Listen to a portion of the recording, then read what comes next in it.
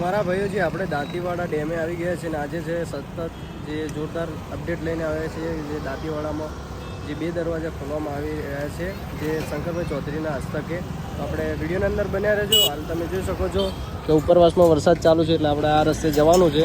તો ખૂબ મજા આવવાની છે. વિડીયોની અંદર બન્યા રહેજો. અને સતત પાણીની આવક જોરદાર છે. એટલે સવારના સમયે આવ્યા હતા પણ સવારનો સમય એમાં એવું હતું કે આવક ઓછી તે કારણે જે અપડેટમાં થોડો ફેરફાર કરવામાં આવ્યો હતો અને પછી સાંજનો સમય કરવામાં આવ્યો હતો. એ બાબતે પછી સાંજના સમયે સરસ મજાના દરવાજા ખોલવામાં આવી રહ્યા છે.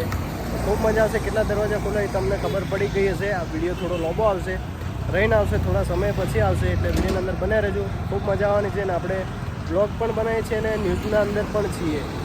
તો આપણે બ્લોગના અંદર થોડો કન્ટિન્યુ થોડું મોડું આવશે એ બાબતે માફી ચાહું છું. તો બન્યા રહેજો બ્લોગના અંદર. જય હિન્દ, જય ભારત.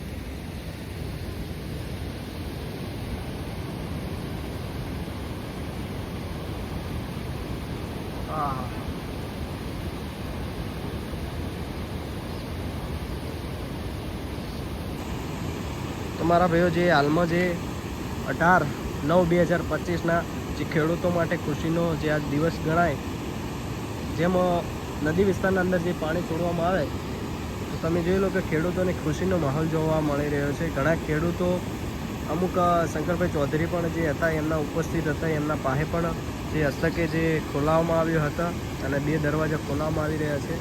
અને હાલમાં તમે જોઈ શકો છો કે 2 દરવાજા પાણી અંદર જઈ રહ્યું છે જે 1,000 ક્યુસેક પાણીમાં છોડાઈ રહ્યું છે. આ તમે દ્રશ્યો જોઈ શકો છો હાલમાં.